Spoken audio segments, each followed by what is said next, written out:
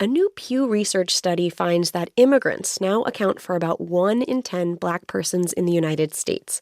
That 10% figure is up from 3% in 1980, and it's projected to increase more over the next 40 years. My first reaction was pretty underwhelming because I have found that, while this is a growing phenomenon, it's not a new phenomenon. Belinda Deneen Wallace is an English professor at the University of New Mexico. She specializes in Afro-Caribbean and Afro-diaspora studies. We spoke to her about how the growing presence of foreign-born Black people might change our understanding of Black America. There has always already been a Black diasporic component to American Blackness. I think the visibility has shifted. The way in which we see non-traditionally hyphenated African-American Blacks in this country. But the presence has definitely always been here. Are you seeing these demographic changes beginning to be reflected in public spaces, like representation in film or in positions of power? Absolutely. I think our vice president is probably the most prominent representation of that. Vice President Kamala Harris, who is from Afro-Indo-Caribbean heritage, right? Absolutely.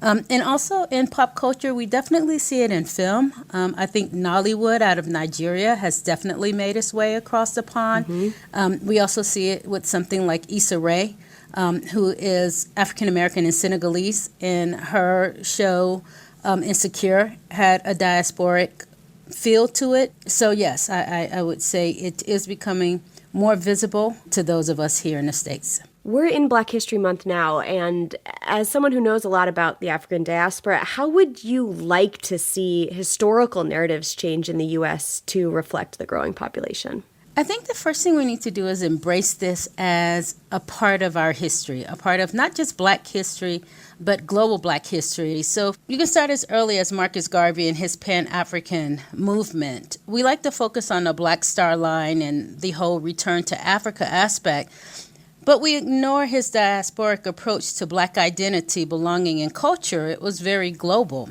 We conveniently forget that Malcolm X's mother was Grenadian, right? He's of Caribbean origins.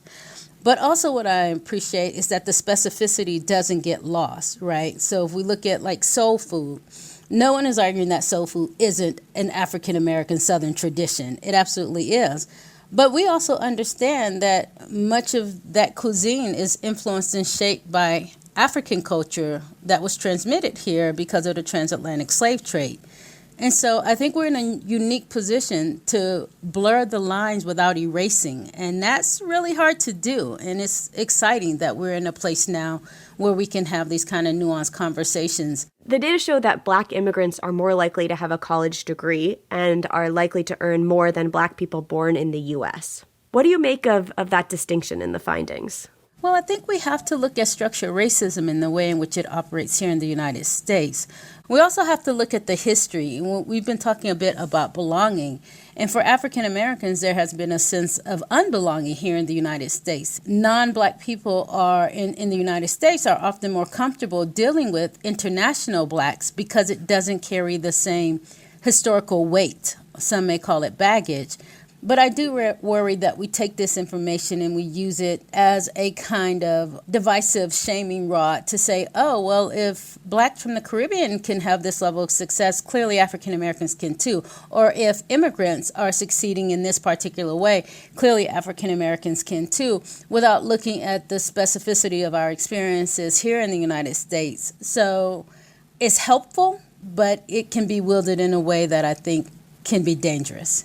Belinda Deneen Wallace from the University of New Mexico, thank you. Thank you for having me.